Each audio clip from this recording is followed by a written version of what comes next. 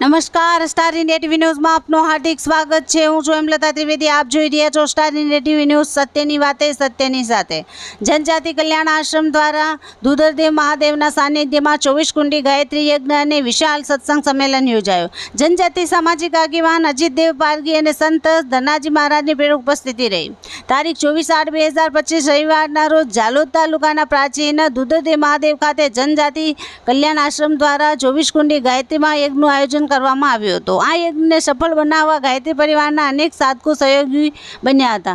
કાર્યક્રમમાં યજ્ઞની સાથે સાથે વ્યસન મુક્તિ પ્રતિ જાગૃતિ લાવવા પર ભાર મૂકવામાં આવ્યો હતો। સભાને સંબોધતા ગાયત્રી પરિવારના શ્રી ગોપીચંદ ભુરિયાજીએ બીડી, તંબાકુ, ગુટખા અને દારૂ સહિત નશાની ગર્તમાં ધકેલાઈ ગયેલા સમાજ પ્રતિ ચિંતા વ્યક્ત કરી હતી અને વહેલી તકે વ્યસનો છોડી દેવા સંકલ્પ કરવા જણાવ્યું હતું। શ્રી રાજેન્દ્રભાઈ ચોર્યાજીએ જનજાતિ કલ્યાણ આશ્રમના દેશભરમાં ચાલતા વિવિધ સેવા કાર્યોની જાણકારી આપતા કહ્યું હતું કે આખા દેશમાં નિસ્વાર્થ ભાગે જનજાતિ સમાજનું કામ કરતી કોઈ સંસ્થા હોય તો તે જનજાતિ કલ્યાણ આશ્રમ જ છે।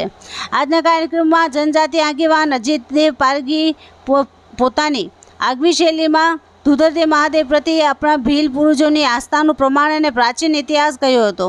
ભીલ અને ભોળાનાથનો નાદ તો કેટલું મજબૂત છે વાત પર ભાર મૂકી આદિવાસી હિન્દુ નથીની વાતો કરી સમાજને ભ્રમિત કરતા ધર્મ વિરોધી તત્વોથી સમાજે ચેતી જવાની જરૂર છે કહેતા જનજાતિ સમાજનું ધર્માંતરણ કરતા તત્વોને આડે હાથ લીધા હતા અને તેમની તેજાબી શૈલીમાં ધર્માંતરણનો વિરોધ કર્યો હતો। સાથે જ જનજાતિ સમાજની ગૌરવવંતી સંસ્કૃતિને સૌ જાળવી રાખે અને તેના પર ગર્વ કરે એ બાબતે ભાર મૂક્યો હતો। આ કાર્યક્રમમાં સ્થાનિક સંતો, ભક્તો અને જિલ્લા તાલુકા સભ્યો, સરપંચો વગેરેની સાથે સામાજિક રાજકીય આગેવાનો ઉપસ્થિત રહ્યા હતા।